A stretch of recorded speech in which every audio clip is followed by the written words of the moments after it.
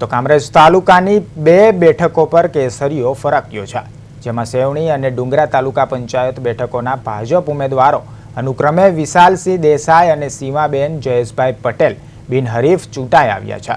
આ પ્રસંગે કામરેજ વિધાનસભા ધારાસભ્ય અને આરોગ્ય પ્રધાન પ્રફુલ પાનસેરિયા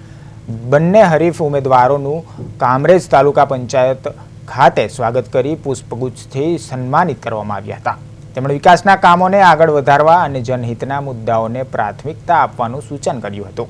આ કાર્યક્રમમાં ભારતીય જનતા પાર્ટીના સ્થાનિક આગેવાનો અને કામરેજ તાલુકા ભાજપ ટીમ પણ ઉપસ્થિત રહી હતી। આજે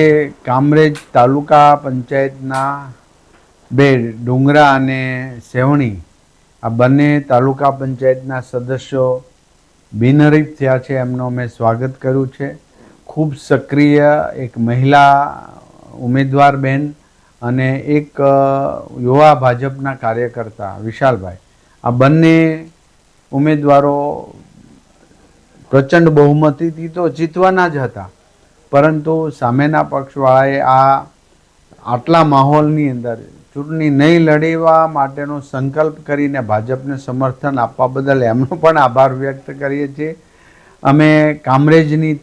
તમામ બેઠકો પ્રચંડ બહુમતીથી જીત। હું 15 સેવણી તાલુકા પંચાયત સીટનો ઉમેદવાર તરીકે પાર્ટીના શીર્ષસ્થ નેતૃત્વએ મને મારામાં વિશ્વાસ મૂકીને ટિકિટ આપી હતી, પરંતુ અમે બંને ઉમેદવાર, હું અને મારી બાજુમાં સીમાબેન ડુંગરા એ સીટ પરથી એ પણ બિનહરીફ થયા છે અને આવનારા સમયમાં અમે ભારતીય જનતા પાર્ટીની જિલ્લા પંચાયતની બાકી રહેતી સીટો તથા તમામ તાલુકા પંચાયતની સીટોને જીતાડવા માટે ખૂબ મહેનત કરીશું અને જંગી બહુમતીથી બધી સીટો જીતાડી લાવીશું અને અમારા વિસ્તારના લોકલાડીલા સભ્યશ્રી તેમજ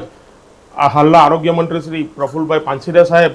અમને અહીં શુભેચ્છા પાઠવવા માટે બંને બિનહરીફ ઉમેદવારોને શુભેચ્છા પાઠવ